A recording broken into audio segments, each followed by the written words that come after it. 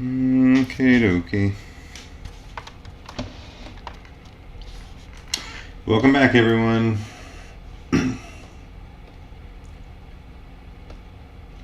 Probably be a shorter stream today. I just felt like hopping on and drawing a little bit.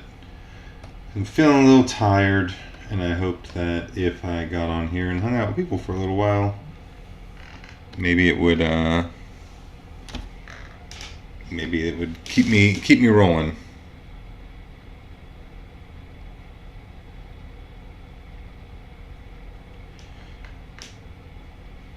Sorry, responding to a text.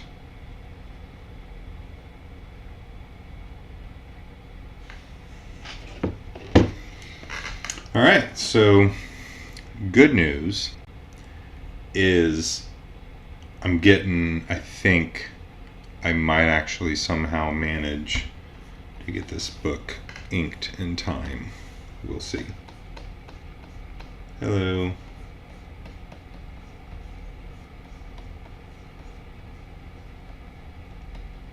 We shall see.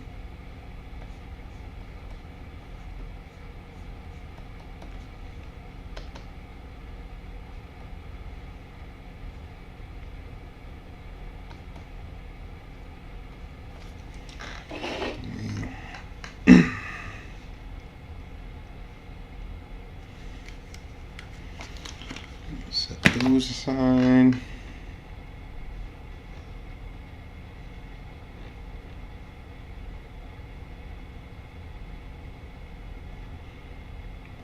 Some lo-fi music.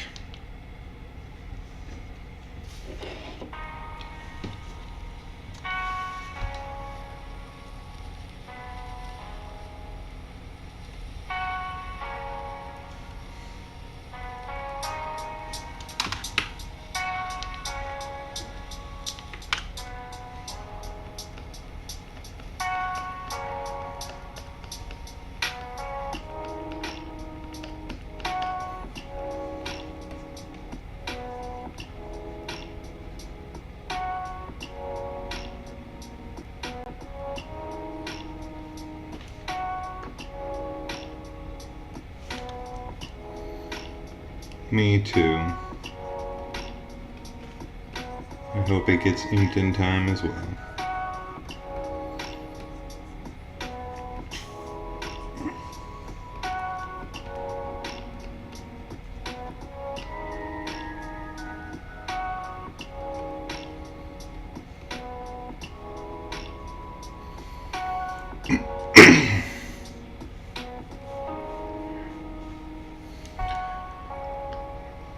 A couple of an easier sequence to work through today.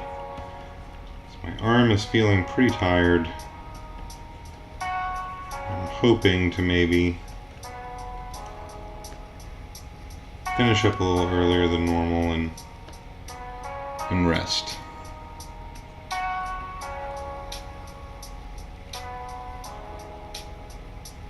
Go to bed a little earlier than normal. We will see.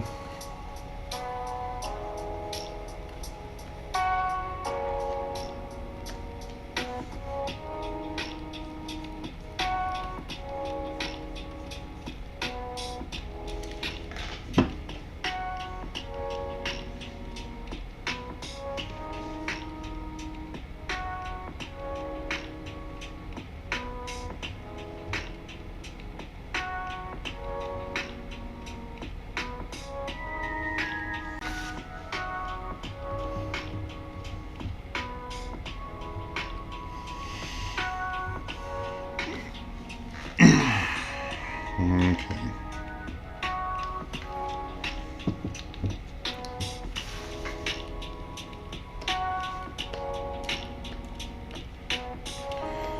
So the book is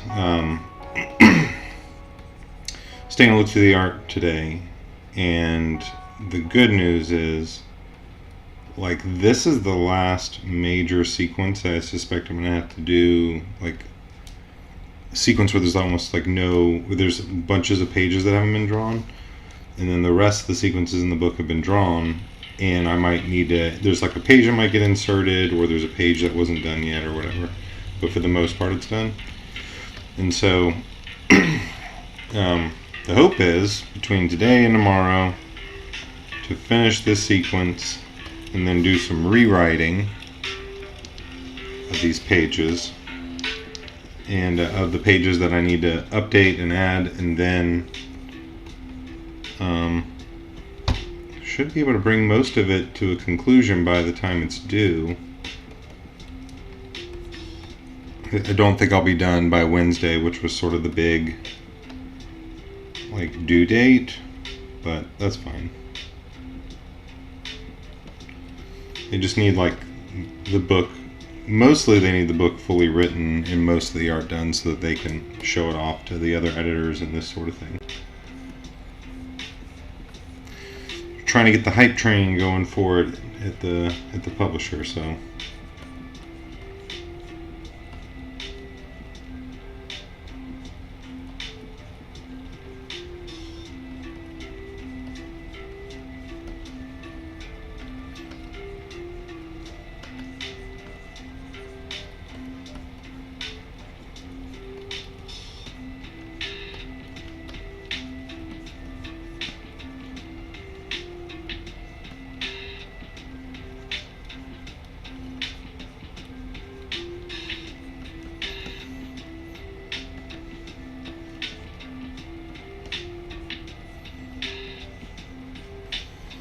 I hope everyone's having a good weekend.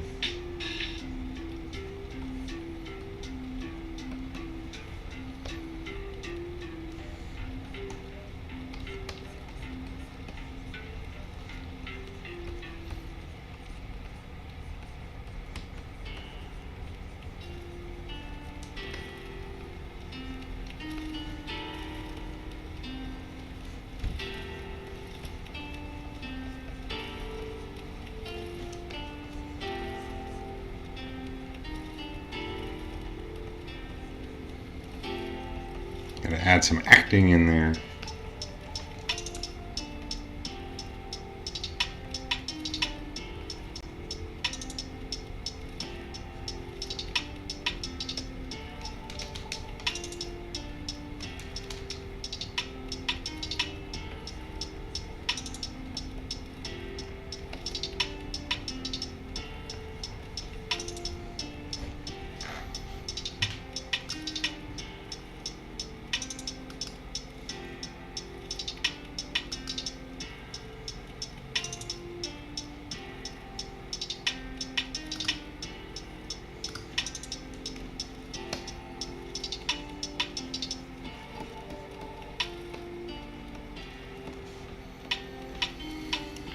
After the set of pages I've been working on lately, I am glad to have a little bit of a block here where it's not quite as labor intensive, there's fewer characters on the page. I can sort of like reasonably knock out a bunch of them in one day. Some of the other pages have just been so complicated.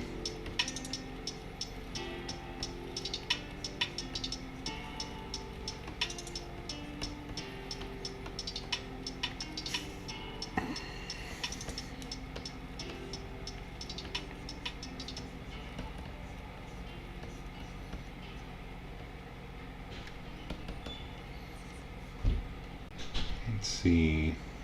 Alright. Might as well go ahead and pencil this page while I'm at it. Let's see, we want these and like that. Characters walking is like my nemesis. I don't know about you guys. Like, I understand functionally what's happening, anatomically speaking. Just never feel like, I'm never like super happy with it.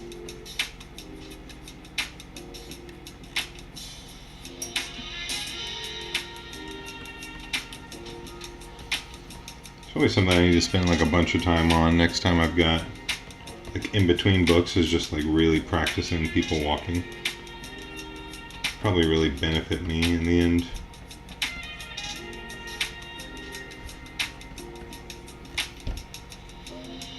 fill like sketchbooks up with examples of walking and stuff.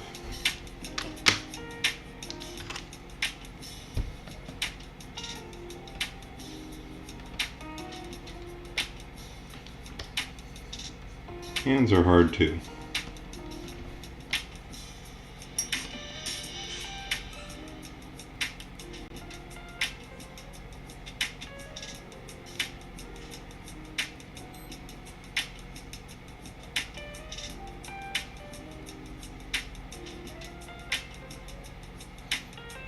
Now we got the computer bogged down.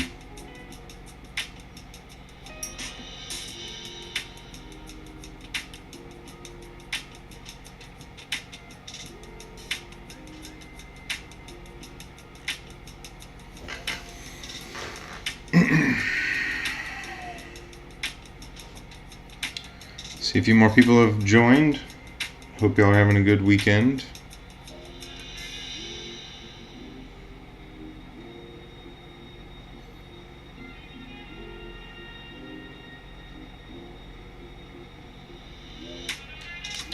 Waiting on Clip Studio to catch up with me.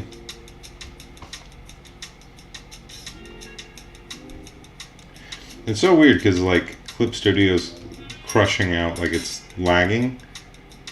But then if I grab the mouse and I move the mouse around, the computer runs like normal. So it's very strange. I'm just gonna wait for it to do its thing and let me know when it's ready. Made a mark, so. Alright, looks like we're back.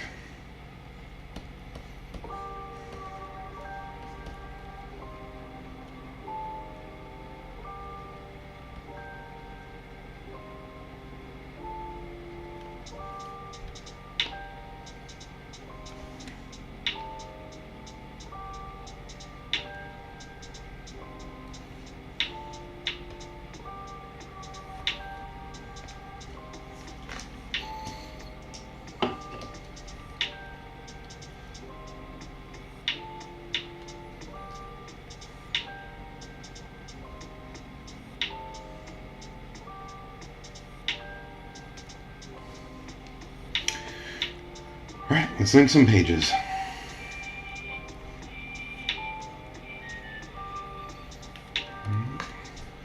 The wrong brush picked out.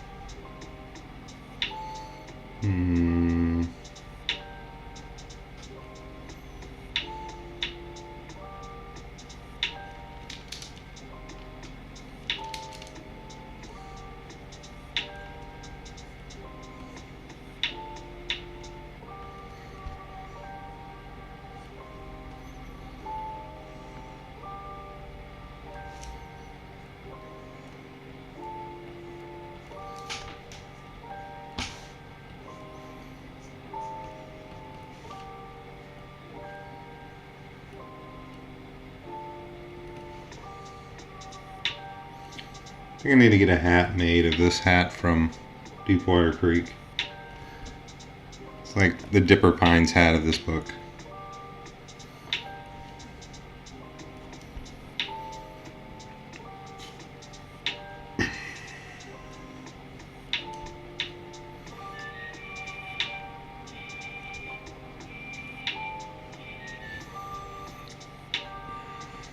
Since I am bald, hats are my hair.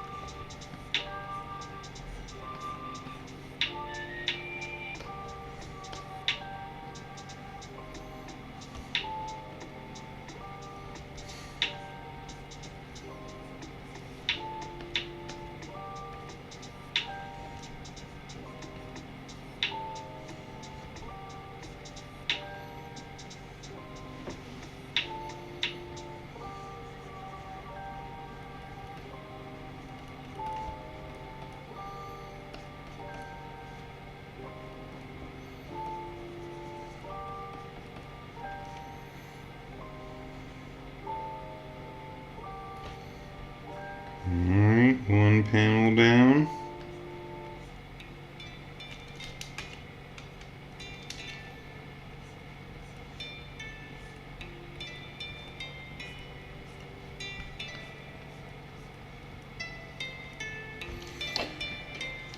Turn this stuff off actually.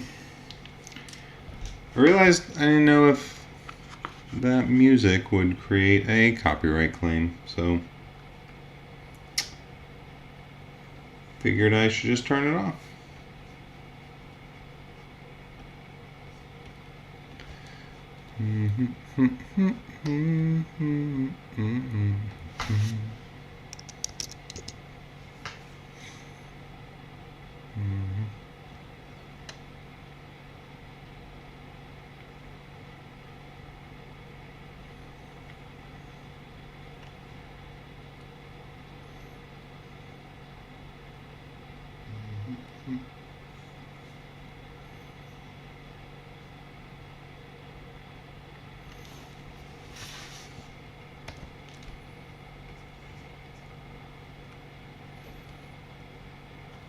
Hey, Mad Cat. How are you? Glad you could join in.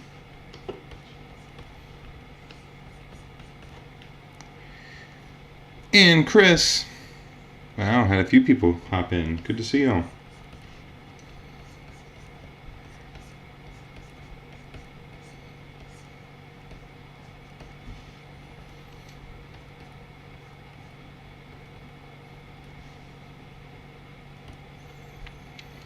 How y'all doing today? Y'all hanging in there? Doing alright?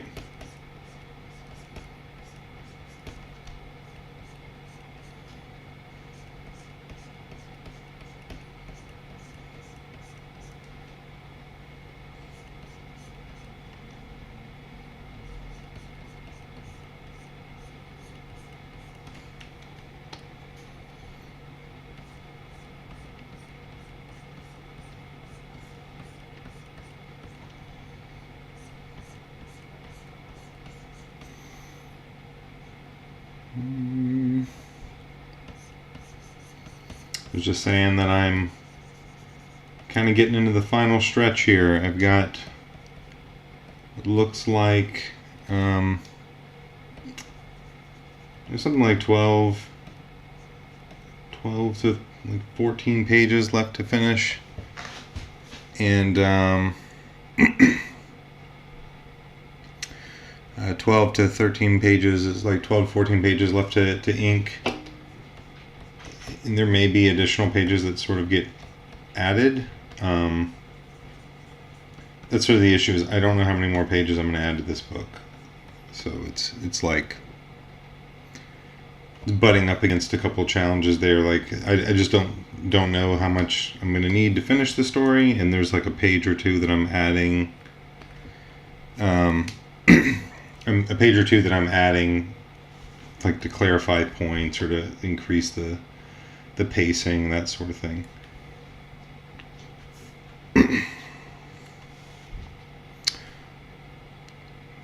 Cool, Chris. Congrats on getting some writing done. First thing in the morning seems to be the best time to get it done, I'm finding. Although I don't know if I write the best first thing in the morning. Like, drawing is good because I can just like plop down. I'm in a full like tired stupor and I can just start drawing because it's like all mechanical, you know. But then like when I have to like think critically, I'm like, oh, what's happening? I can't think, and I have to like wake up and have a couple cups of coffee or something. I find like my lunchtime to afternoon writing energy is high. First thing in the morning, I do a lot of writing first thing in the morning, but just like out of necessity of like the way I build things. But I'm noticing that like it takes me a little bit of time to get going.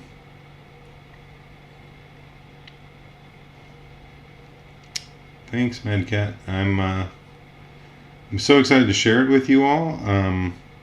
I'm really like I've never been more sort of like self-consciously anxious about like a book before until this one, where like I don't know if it's going to, like, it feels like a weird book, and I'm really hoping it works.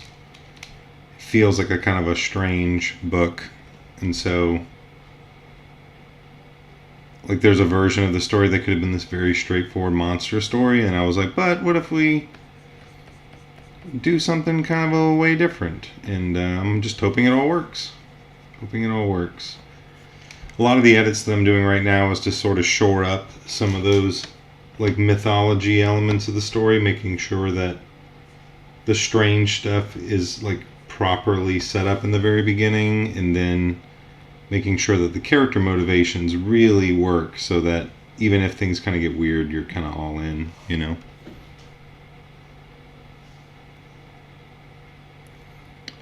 I mean, yeah, writing's always pretty hard. I don't know that there's ever an easy time. That's fair.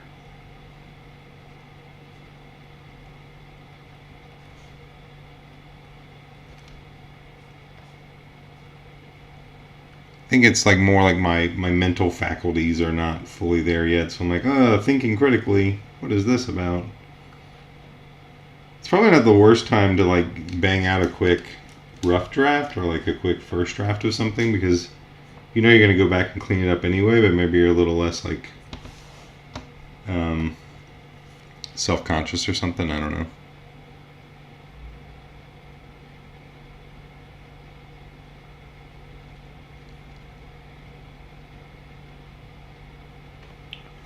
So, yeah, a couple questions about the writing process. My writing process is, I've kind of laid it out for a few people lately who've been just trying to get into writing. I start by writing, it starts with, like, just a very basic idea, and I will try to get a log line of that idea out, like, on paper. It may not even, like, be a good one, but it's a log line that sort of exists. And a log line, if you don't know what that is sort of like your elevator pitch. So it's like the one sentence version of it. So, like, the sleepover one sentence is, a group of friends try to encourage, a group of kids try to encourage their friend after a recent loss by having a sleepover party, but they begin to suspect that the new babysitter is a witch from local legend. Like, that's sort of the pitch that I give at conventions all the time. So I try to start with that, like this idea of, like, what is the idea in its most encapsulated version. And then I will write what's called a beat sheet. So that's the, like, step-by-step major thematic moments that occur throughout the story. So if you're familiar with the Save the Cat beat sheet, that's what I follow. Then once I feel pretty solid with that, I'll go to a full outline of the book, so like a treatment, where the goal is to sort of write out everything that happens in every single scene. And then I'll go to script, and I'll write the script over and over again until I feel like I get it right, or until I feel pretty confident that there are scenes in that script that are going to stand the test of time, that are not that I know, like, these certain scenes, even if I change the dialogue or something, they will exist. So I will write the whole script first, but it stays in a constant state of rewriting all the way to the very end. Like, I tell my editor all the time, I'm like, man, I will potentially hand you edits in all the way until you tell me the book's going to the printer. Stop. But yeah, then I just go to I will script the book, then I'll do thumbnails, and then I kind of just, stop and go. Like, sometimes thumbnailing gets tiring, and I just want to, like, see what some of the pages might look like if they're finished. So I'll, like, thumbnail for a week or so, and then I'll be like, oh yeah, that page feels pretty good. That page is probably going to hang around. I'll spend a day inking that page. But ideally what typically happens is, like, write the whole script, thumbnail the whole book, ink the whole book, color the whole book, turn it all in. But what would not be an accurate statement is to say, like, that I do all those steps without intermingling other things. Like, this book, more than any book, has sort of been like, starts and stops. So it'll be like, write, thumbnail, ink some pages, color some pages, back and forth. But mostly I stick to like one phase for a long time. And a lot of it is just part of the editorial process. They need, for the editors and for the publisher to have what they need to get going, they need like all the thumbnails done, and they need, all the inks done and so on. Yeah, I mean, taking yourself, Mad Cat, through the thumbnailing process, while it can be a really sort of like draining process, it's hard. Like thumbnailing is like the hardest part of the process for me, because it just requires so much mental energy, and you always feel like, oh, I could probably do that page a little bit, I can do that page better, or there's a better way to do that. And at least for me anyway, thumbnailing is not easy.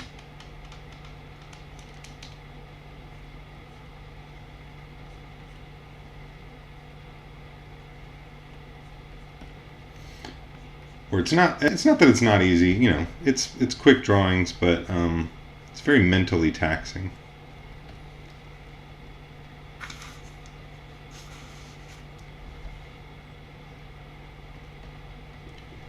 But one step might be mentally taxing. Like right now, inking all this book has been very physically taxing. I had to go take a couple hours break and just let my hand and my arm have a little bit of a rest. And I inked 2 pages already today, and I'm on my 3rd, and I'm really hoping to at least get one more in after this, but we'll see. And this is not ideal to be doing this many pages a day, but I'm kind of up against the gun, and really am anxious to just get the inking done and focus on coloring. I'm very much looking forward to a summer of watercoloring pages. I think it's going to be a lot of fun. How's your project going though, Mad Cat? It's going well? How are all your projects going? What y'all working on? Tell me about your projects. Tell me about how it's going. You making good progress? You feeling confident? I'm interested to know what you're all up to.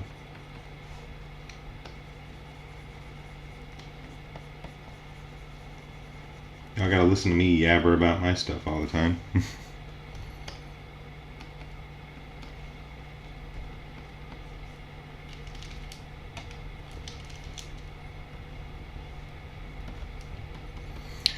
One of the things I have gotten to do while I've been off this week, a little bit more than normal, is I've been doing some solo playing, like some solo role playing as creative writing exercise.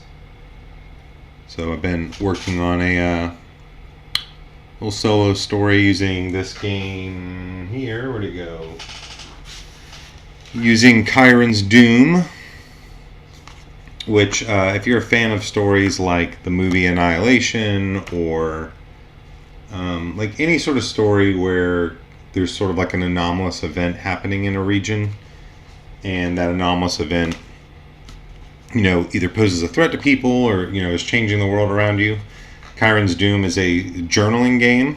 It doesn't have to be solo. You can play it with multiple players, but it's a kind of a descent into all of the madness of it's a very H.P. Lovecraft kind of cosmic horror style game. So I've been having a lot of fun with that.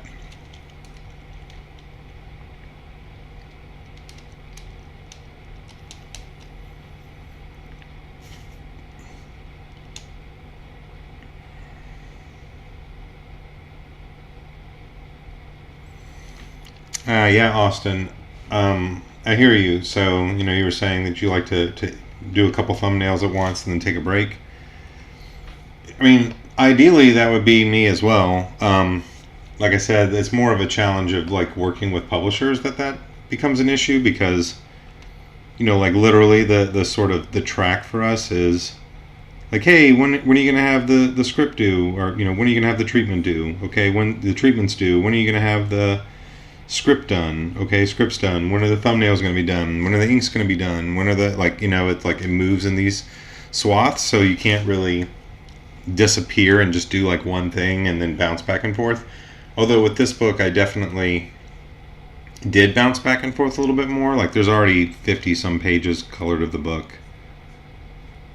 But yeah, I mean, mentally, I'd much more prefer that.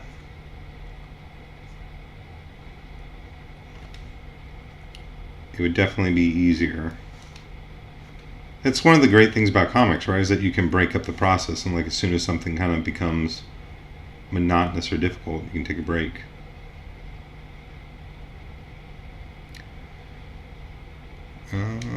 That's an interesting log line, Chris.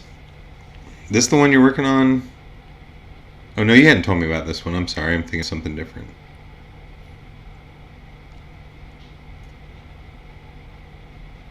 So Chris, are you making comics, or are these like prose novels? Like prose stories? Wow, Mad Cat, congratulations. That's awesome. You're inking the final page today. You gonna go celebrate? Like go do something? I'm all about making sure you're celebrating those wins. Whenever I finish making a comic, like what I do is I have a this giant Nautilus mug from Jules Verne's 20,000 Leagues Under the Sea that I got from like a tiki lounge in Disney World. And whenever I finish, it's like I buy some sparkling grape juice, fill it up with that, and we have like a little mini celebration. Maybe go out to eat. It's a good thing to celebrate your victories. Make it fun, you know. These things are not easy to do, so definitely take them when you get them. So congratulations, that's really awesome. Okay, Chris, you'll have to send me a link for your book, your stuff. I'd love to take a look at it.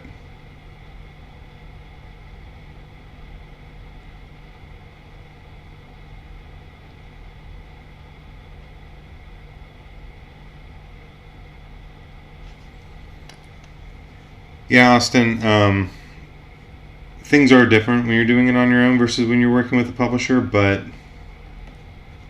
you know, I would say this though, like I've learned, like when I commit myself to inking or commit myself to coloring a page, like it's really difficult for me to question that page anymore going further, you know what I mean?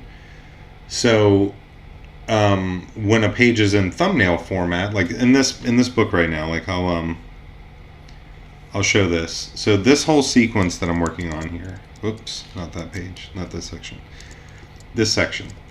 This is the whole section of the book where the kids they've returned home from fishing. They saw this monster fish in the water. The brother Andrew is terrified, doesn't want to leave the house, like stays locked in his room. And I had tried to figure this whole sequence out, and as I was writing it, I was like, I feel like the pages that are most problematic are these two pages right here, and these pages I just hadn't decided how I was going to design some of the stuff, so I left it alone. And then this whole section at the end, I wasn't sure if it was going to stay or go or change or whatever the case might be.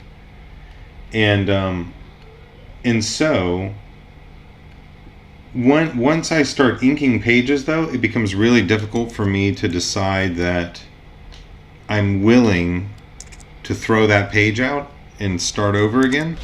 But when I thumbnail them, it's like, okay, yeah, you know, if that page, if I'm willing to like thumbnail the whole thing, read it, get a feel for like, oh, is that working? Is that not working? What's happening here? Like, think about it like, you know, storyboarding a movie or something. They throw out so many storyboards to the movie and they just do it over and over and over again. I think most of what I see in comic book artists, this will be a broad maybe observation, a little bit of a criticism in it, but I don't necessarily mean it to be. At least with the writer and artists in our group, people who like to write and draw, there's such an anxiousness to get through the writing and get on to the drawing. Like, we're so excited to just like have pages that are finished. And we could all probably stand to let our stories bake a little bit more, you know? So I try to keep it, I try to at least stay only ink pages. When you thumbnail the whole book first, or get most of it, you can go through those scenes and be like, yeah, this scene feels pretty good. I think that scene's going to stick around. This scene's not, I'm not quite so certain about this scene. This scene might change. And you can then grab the sequences that you feel pretty solid about. And then those are usually the pages that when I really need a break on thumbnailing, I'm like, all right, I'm going to go work on that sequence because that sequence is, I feel really solid that sequence is going to stick around. Also, Austin, good to see you. Good to have you around. Hope you've been well. I was really enjoying that comic you were making a little while back. I thought you really were showing some tremendous growth in your art and your comic, and I still hope to see you finish it one day if you haven't already.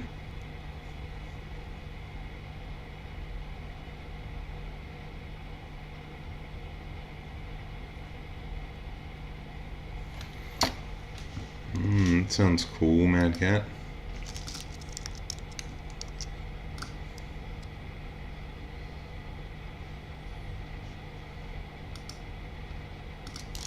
Let's see here.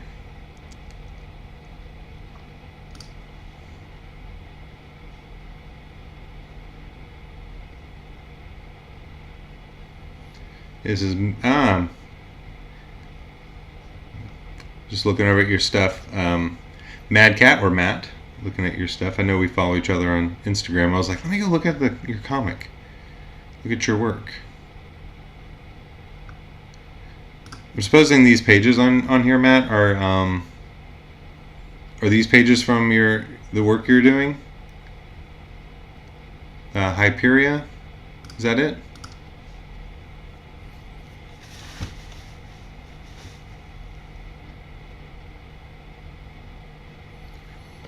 Oh, I think I do remember you saying you were in school. Congratulations on the dissertation finish. That's awesome.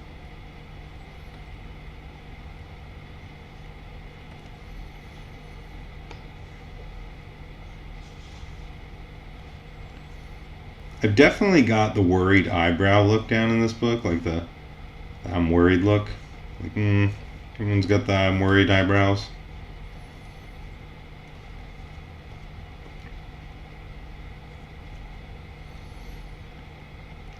Probably should be a little more conscious of that. It's like, superhero comics, like everybody's got the gritted teeth and angry eyebrows. My comics, everyone's got the worried eyebrows.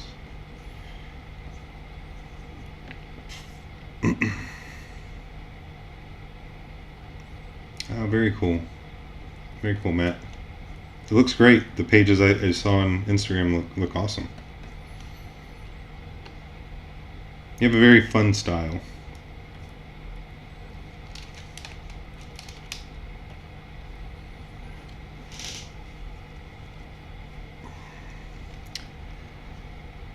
What inspired me to start making books? I don't know. I think once I realized, I always like stories. I like watching movies. I like reading books. And sort of like the minute I realized that it was something I could do, and potentially make a job of it, I was sort of all in.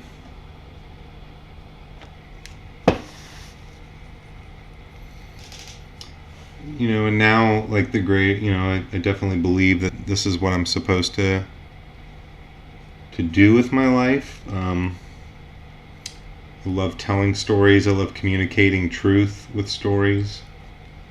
Sort of morals and lessons that can help people through difficult seasons in their lives, or help them just to be better people, point them to stuff that's bigger than them, all that stuff. It's like I make scary stuff, but like my scary stuff is supposed to point people to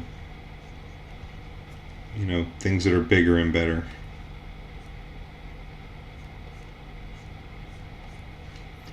I don't really like scary for scary's sake. I like showing how dark something can get, so I can show, you know, what the light can be. Oh man, Matt, that sounds like the best way to read The Sleepover.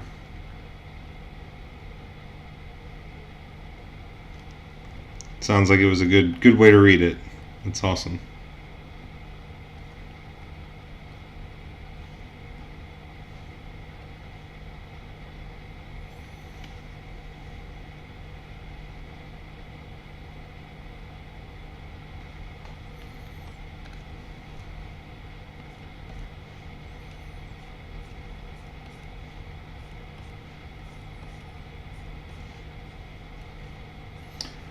No, it's not letting you hyperlink.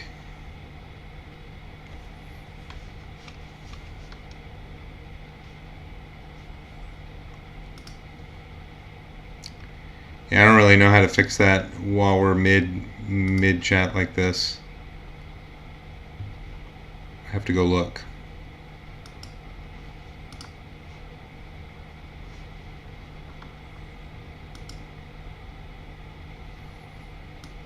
Maybe we can just share your socials, your social ats. Where are you at on Instagram?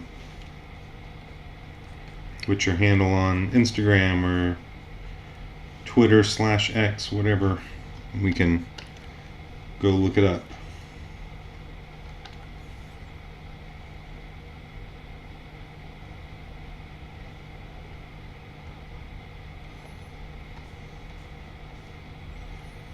And one of my favorite things when The Sleepover came out is it came out,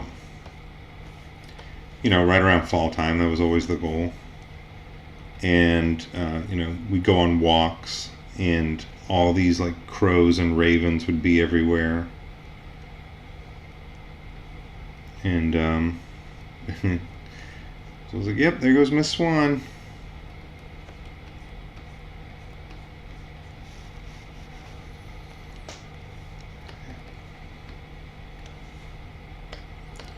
Surreal to think how long ago that book came out at this point. In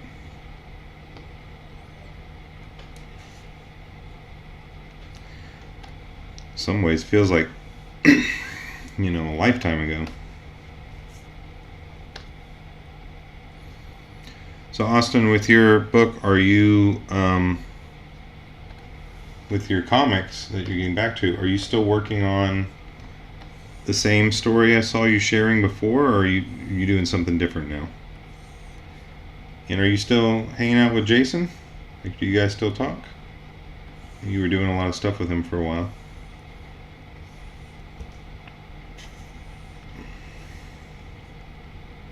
We had a person on the stream last night, again, Justin, I believe, and he was, I guess he's working on, something with Jason right now. Thanks, Matt. I'm super proud of the art. We talked about this a little bit last night, just like the apprehension of making the decision to go with watercolor for the final art. You know, I'd done a lot of like watercolor painting. I'd done a lot of watercolor painting for, you know, just like simple illustrations and stuff like that, but like committing to go all in on an entire book that way just like felt like it was going to be a lot and really difficult.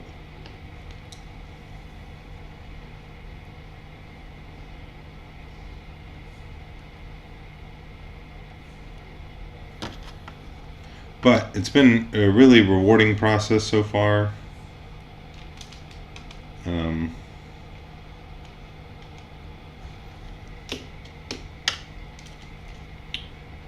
Say I could show you all some of the finished pages. These some of the scan stuff. Give my hand a break here for a minute. Let me see if I can find a sequence. I'll show you all a sequence here.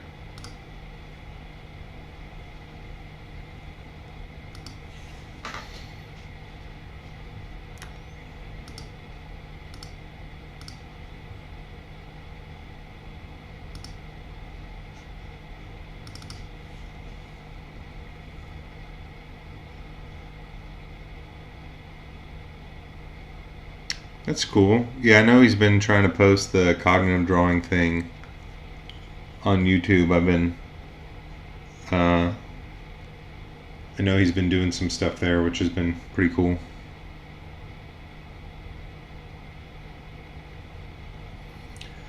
All right, let's take a look at some pages real quick. So these pages I wouldn't even necessarily call fully finished because there's sort of like a highlights, rim lights phase that I take the book through, or the art through. This is a page that I would call finished, I think. Yeah, this page is finished. Let's put this over here. Put that over there. Doot. All right. Actually going to do this and then go big. So this is a big sequence in the book where the kids catch this fish that is strange looking. I've redrawn this page probably 3-4 times. I mean, like in different story contexts. This moment happened initially in the very beginning of the story, and then I rewrote the book so that they didn't see this until towards like the middle. So that was a big page. I'm gonna be careful with what I do and don't pull up here. I want to save some surprises for later.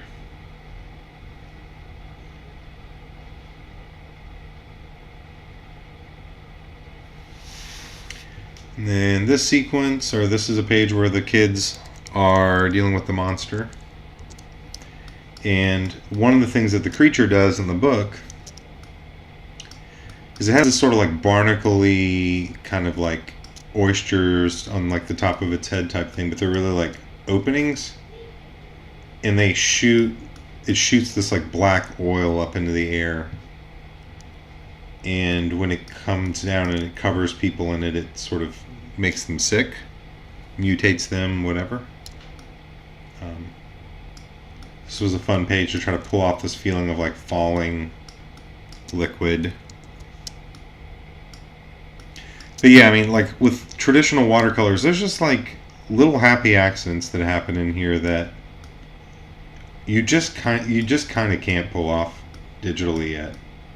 Or if you do, it's like it takes more work. I think that's it. It's like it's not that you can't make digital work look like traditional watercolor.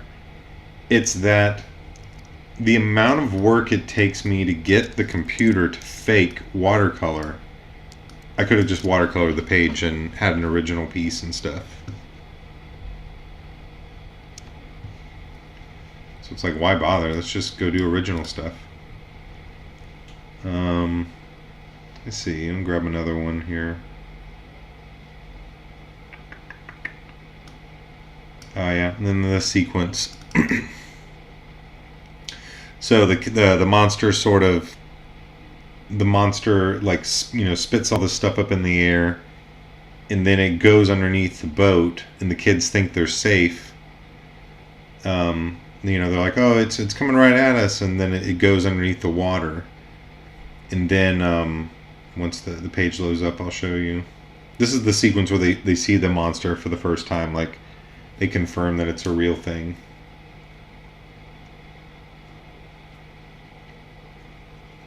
Sorry, I'm waiting on the computer to load it up.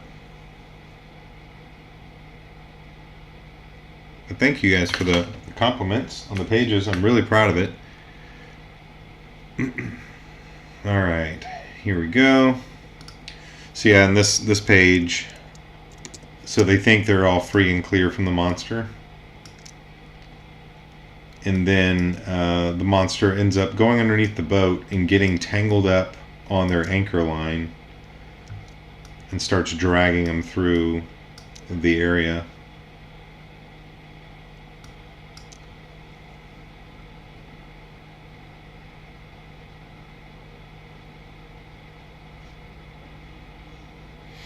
How am I using the frame tool? So I showed this yesterday. So what I do when I'm when I'm making these pages is I scan the page, and then once so I do all the artwork digitally, like the line art digitally. I print that line art out, and then I color it traditionally. Let me go grab Let me go grab the box of pages. Hold on one second. So I was going to try to scan a page, but it looks like the scanner's not recognizing it. Let me see if I can do something right quick. I'm wondering if there's a way to sort of make this real big for a minute. Alright, I'm going to make my video real big. Sorry, this is janky, but I figured I'd do this instead of potentially busting out the picture. So, I print the page out on watercolor paper, and then just color the whole thing, watercolor it. See if we can get in close. Man, it's really making that green look really like limey. It shouldn't look like that. Scan the page in to the computer. And then I put the colored art underneath the digital page and align it. So let me see if I can grab one, and we'll do it real quick. Fix this camera piece real quick. Bring this back.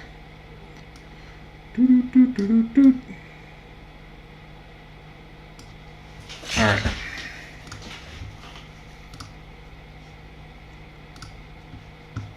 So it's a little bit of a process, for sure.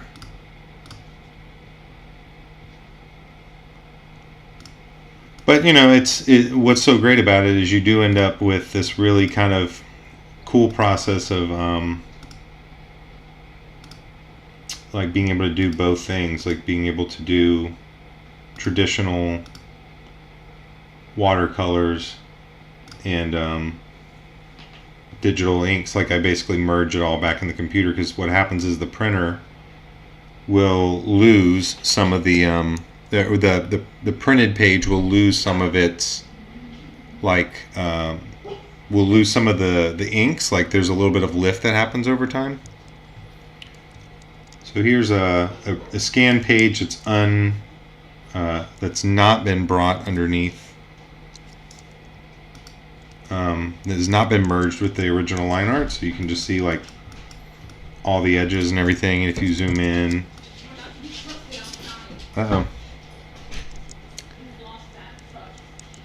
you can see like there's a little bit of blurriness to it, and some of the line art's getting a little bit blurry. Have a good one, Matt. Thanks for hanging out. But what I then do is I will copy this and paste it underneath the digital art. So let's go pull this page up.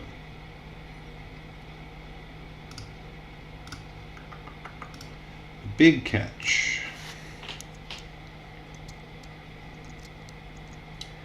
I'll find the page real quick. Hold on. I don't want to load up the whole sequence again. There we go. So yeah, now I have the page in Clip Studio Paint, so like all the artwork's underneath the frame. I go down to the colors folder, paste it into that. Well, actually I'm going to bring it up first.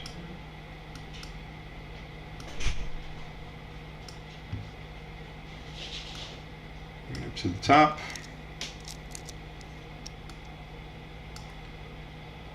We're going to do lower the opacity so I can see to make all my adjustments. And then now it's like this just kind of tedious process of lining the line art up with the drawing, and I usually have to go panel by panel. Might be able to get in there. Let's see. So, you know, it's definitely not like for everybody. It's a little bit of a tedious process, but what I just knew that I was like, I really enjoy drawing digitally, but I really want to do traditional watercolor artwork or final colors. And one of the things I love about doing it this way is, you know, if I mess a page up or something, I just print the page back out again and back in business, you know? Because I have definitely messed a page or two up along the way. I usually do this merging in Photoshop instead of Clip Studio Paint. Just find that it handles it a little bit better.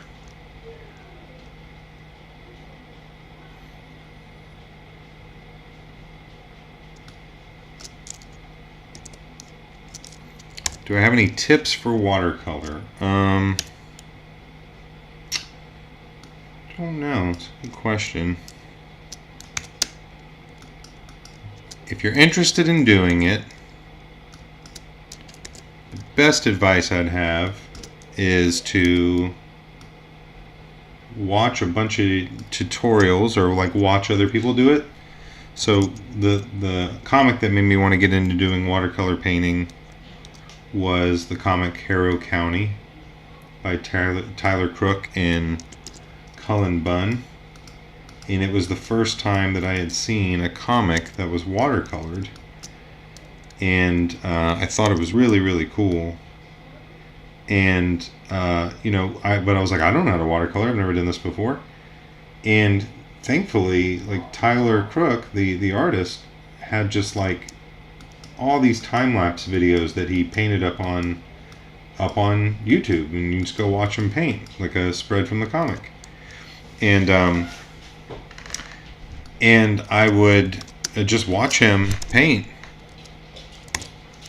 And once I started to get a feel for like what he was doing, then I just took to it. I would like look at the process, like what is he doing? He's you know, he's starting off by laying in flat colors, and then once he has the flat colors, he starts doing the shadows, and like I just looked at his process more than anything.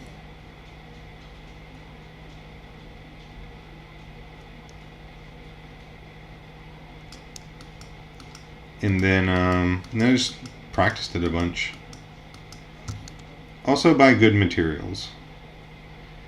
You know, you can buy a 24 pack of professional watercolor paints on Amazon or at like a Jerry's Artorama for like $100. And while $100 may sound like a lot of money, I've been using the same 24 colors for 4 years, so it lasts a long time. I wouldn't say I've been using the exact same 24 because I have had to buy tubes of a few different colors, but you know, to replace like ones that I finished. But for the most part, we get a lot of use out of those colors, and the professional grade watercolors are worth the money if you could scrounge it up. It's worth the money. They feel so much different compared to like the student grade colors. And I was using like student grade stuff for a long time and didn't love it. Like it just felt very chalky and sort of, I don't know, I didn't like it. And then I tried professional paints and I was like, whoa, it's not supposed to feel like that.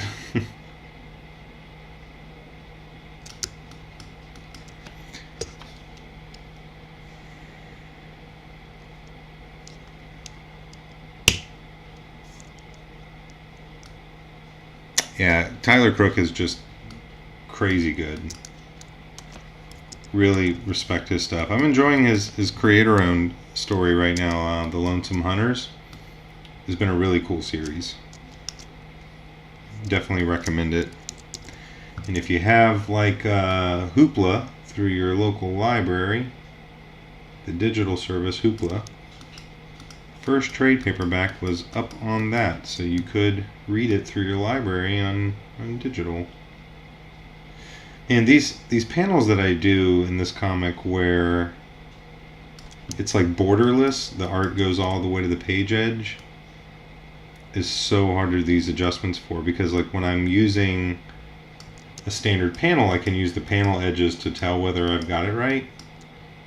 But when I'm using borderless, it's a lot harder to tell. It looks right though. That looks good. Let's back it up and see.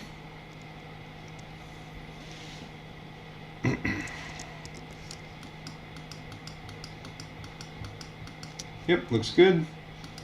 Bring its opacity back. Drop it down to the colors folder. Boom.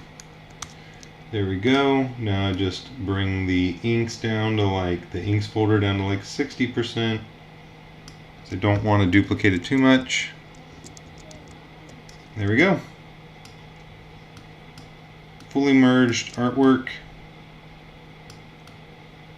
And then what I do is I go in and add highlighting, and I might do some additional like gradation, gradients and stuff like that to bring out some form. I try to be really minimal in my try to be really minimal in the amount of adjustments I'll do in the computer, but at the end of the day, the most important thing is that the artwork looks good, you know.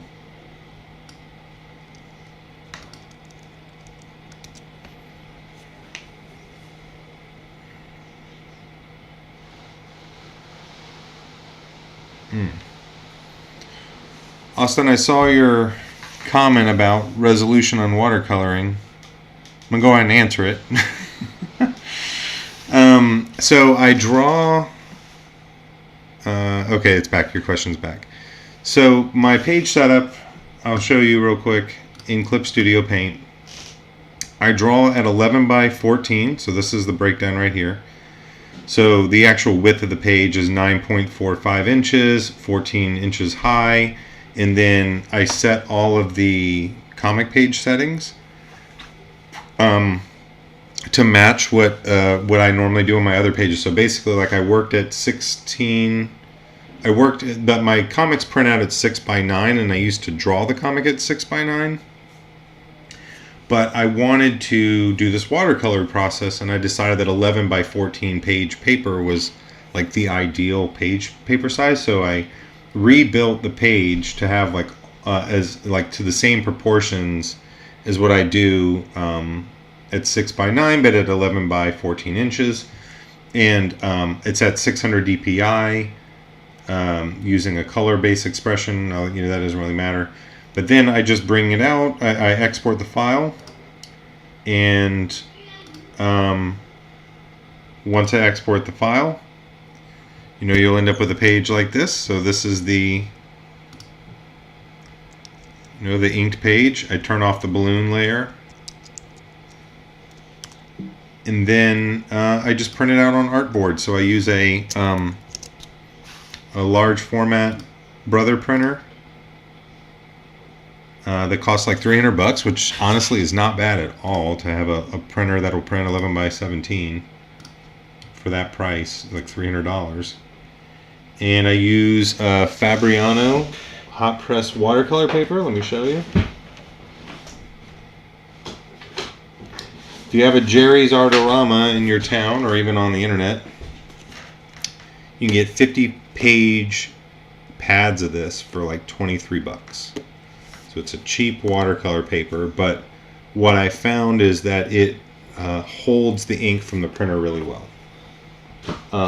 A lot of the other papers that I've used, you're going to have so much lift. It's going to pull up the line art so much that you won't be able to like while you're watercoloring it, the line art is going to become so dulled from the constant lift of the paper. Because like that Fabriano isn't my favorite paper. Really, what I like to use is this Strathmore mixed media paper. But like I said, there was just so much lift that it didn't work. And then I scan it back in at 600 DPI so that the scan matches the Clip Studio setting. And then from there, just bring it all in. And then the pages export much smaller than that. I just send them like full scale PSD files, and they do it. I don't know if that was an overly technical answer to your question, but hopefully it was helpful. I can get you the exact dimensions if you want. Just hit me up outside of this, and I'll send you a screenshot of like my page setups and stuff. There was a question about Kidlit. I think I lost that. Hold on one sec. I'm trying to remember who asked me. Oh, okay, Chris, you asked me about, out of curiosity, what are the types of stories you'd like to tell in this medium? Why Kidlit? I'm supposing you're talking about like what sort of stories I want to tell in comics, and like why I've chosen Kidlit as the primary genre. That's a good question. I don't know that like at any point in my life I would have said kid literature was my primary desire, like artistically. But what happened was the comic book industry started to move towards kid literature. So, meaning that like you could get a book published in Kidlit by like a major publishing studio, and that was so cool to me. And what was even more cool is that they were allowing creators to tell whatever kind of story they wanted to tell in the media within comics. Like it wasn't all superheroes. Like for the longest time, if a comic was for kids, it was superheroes. And I was like, well, I love kid literature as a general genre, and I'd like to be a part of this sort of movement towards making comics for kids that are not superhero books. And I also feel like I can tell any kind of story I want to tell in Kidlit. I'm not like constrained by the genre. I don't feel like it's like a thing where because I'm working in Kidlit, I can't tell the kind of story I want to tell. Like so much so that like I was asked recently at a panel if I could work in any as a part of any franchise that's not something I created, what would it be? And the franchise that I said is like I would make an alien middle grade graphic novel series, like immediately. If you let me make an alien graphic novel series for kids, I would make it work.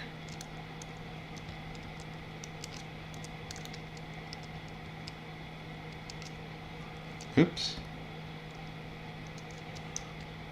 Okay. What am I doing here? Oh, I keep accidentally hitting the wrong button.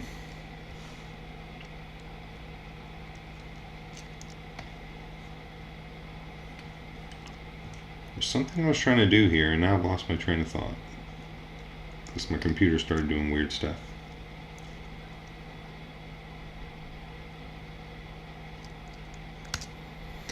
There isn't enough kids lit horror out there either. That's also true.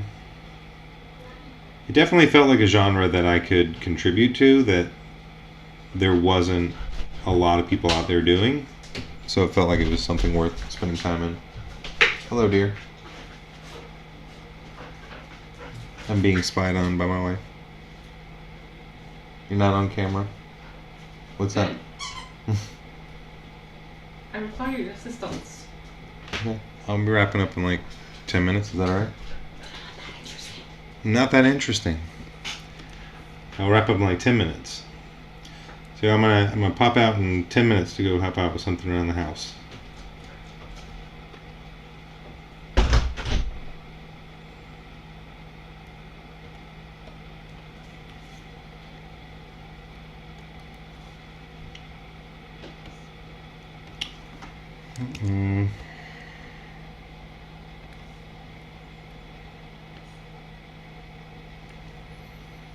I'm dead serious on that alien comic, though. I'd do that in a heartbeat if someone would let me.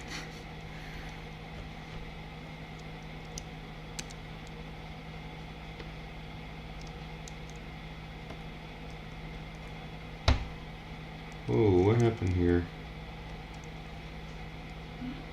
What did I break?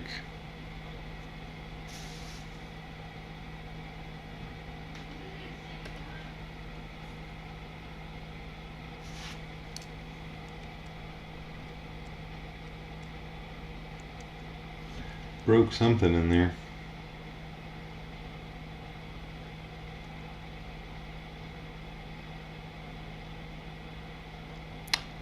I mean, I just think that adult non-superhero graphic novels, there's certainly a demographic for it, and there's plenty of publishers for it. So I mean, like Image, Dark Horse, Boom, like there are tons of publishers out there publishing comics for older readers that are not superhero related. But they, they're just not something I'm interested in doing. But yeah, there's plenty of them out there. But no, I don't think mainstream publishers will do much in the way of adult comics. So like, there's not a lot of adult comic books going through, or like mature, and by mature I just mean like comics intended for an older audience coming out through like Penguin Random House or Hatchet or HarperCollins or something like that. There's not like directly targeted towards adults. They've really left that to like Image and Dark Horse and stuff like that. So I wanted to work in the traditional publishing industry and make books, and so kid books were at the time it. And part of it was, like I said, like it just became a thing where I was like, oh, this is a possibility. It was one of those things where it's like I didn't even know it was a thing I wanted to do until I knew it was something I could do. You know what I mean? It was suddenly like, oh, I could make kids comics. Wow, I never thought of that before. That sounds like exactly the publishing world that I want to work in. And I've really enjoyed it. The kids publishing world is a lot of fun. But that's not to say I will never make something that isn't themed towards an older audience. Like I've had a story that I've been working on for a long time. It was the book I was supposed to make instead of Deepwater Creek, and I couldn't figure the book out.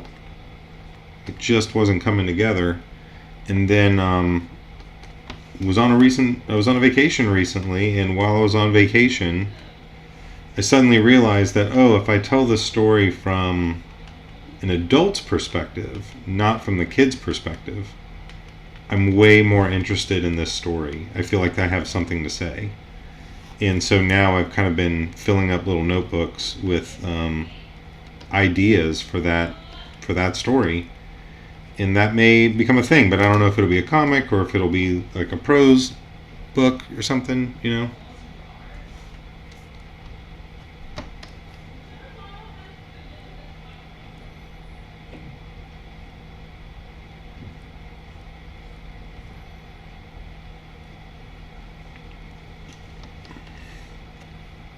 most of the comics I do read, Chris, are, I would say, like in the Image comics world. I read a lot of Image stuff. I read a lot of, like when we talk about comics outside of kids' books, I read a lot of Image. I read a lot of Dark Horse. I don't read much of anything for superheroes other than anything like Daniel Warren Johnson does.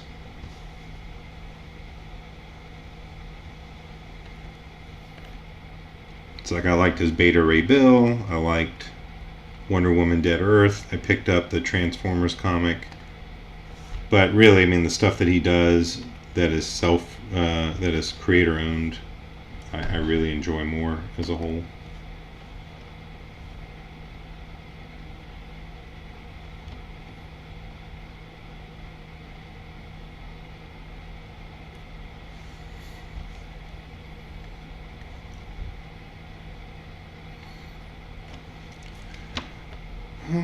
Got through most of this page. I got this big one, this big panel I gotta get under control. Let's see if I can get it going.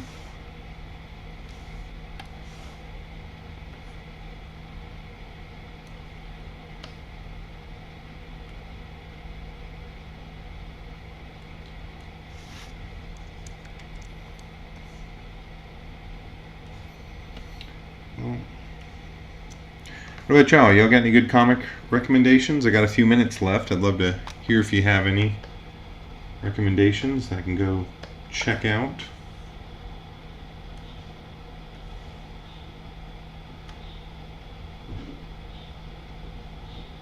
I'm going to do a fishbowl effect on this panel when I get to it.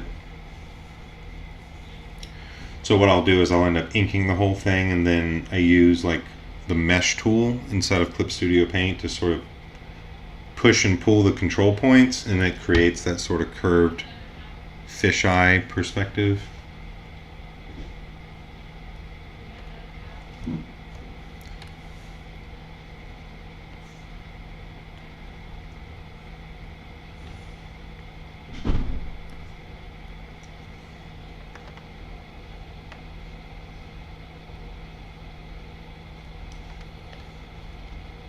Get this thing laid in here real quick.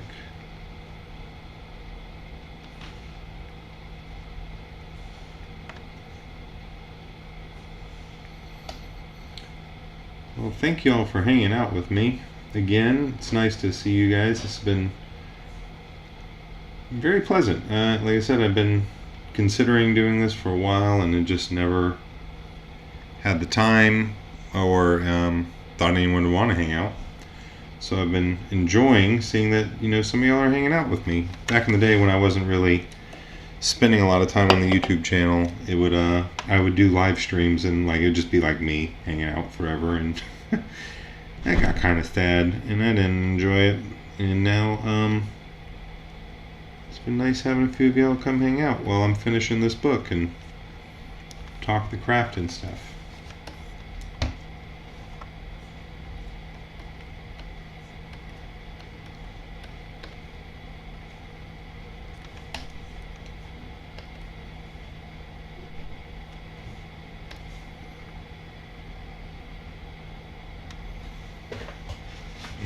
Aliens Dead Orbit. I feel like I pulled that one recently. I haven't read I Killed Giants, but I loved the movie, and so I should read the comic.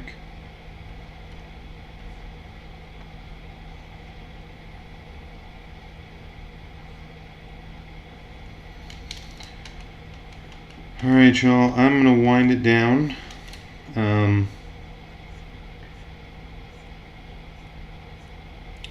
Appreciate y'all being here. Austin, it was good to see you if you're still here. Thanks for chilling out. It's good to see you again too, Chris. Good luck on your stuff. Good luck on everyone's books that they're working on. And you know, as always, I hope you guys know you can you're welcome to email me questions and stuff like that. I do my best to try to respond to people in a pretty timely manner. You may have to wait a little bit at the moment because I'm kind of heads down trying to get this thing finished, but always feel free to.